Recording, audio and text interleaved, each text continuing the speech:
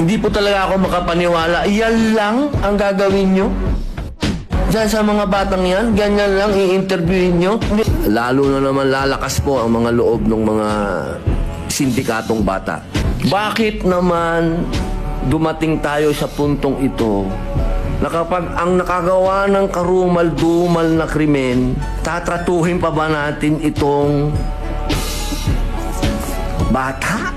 Isa lang po yung ating mithiin, proteksyon na ng mga bata.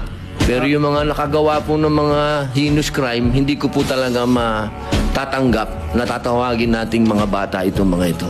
Ito po yung nakakatakot po. Kung ito po ay hindi natin haharapin ngayon, ang sabi nga po ng ibang mga eksperto, baka isipin talaga ng mga bata na okay lang to.